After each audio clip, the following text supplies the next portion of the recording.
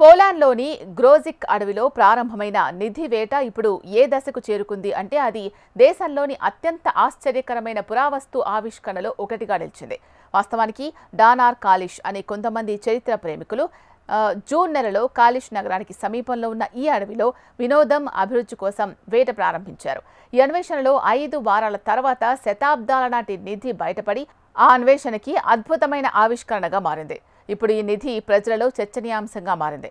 విషయం తెలిసి అందరూ ఆశ్చర్యపోయారు. ఈ అన్వేషణలో మొదటగా వారు రోమన్ కాలం నాటి పురాతన శ్మశాన వాటికను కనుగొనడం జరిగింది.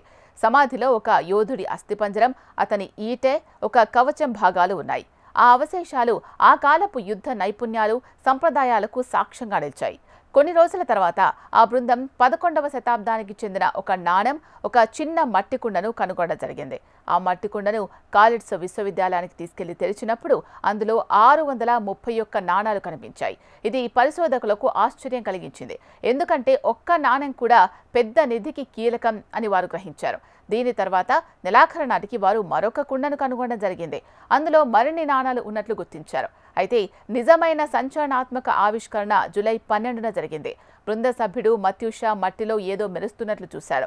దాన్ని చూసిన తర్వాత మొదట అది ఒక సాధారణ బ్రాస్లెట్ అని భావించి దానిని మట్టి నుంచి బయటకు తీశారు. దీని తర్వాత నిపుణులు దాన్ని పరిశీలించినప్పుడు అది వాస్తవానికి 5వ శతాబ్దానికి చెందిన స్వచ్ఛమైన బంగారు హారమని వారు కనుగొన్నారు. 222 గ్రాముల బరువున్న ఈ హారాన్ని హుక్ అండ్ లూప్ డిజైన్లో తయారు చేశారు. ఆశ్చర్యకరంగా దాని డిజైన్ ఎక్కడా చెక్కు చెదరలేదు. ఈ హారం భద్రత కోసం దానిని మడిచి జాగ్రత్తగా ఒక మట్టి కుండలో ఉంచడం జరిగింది.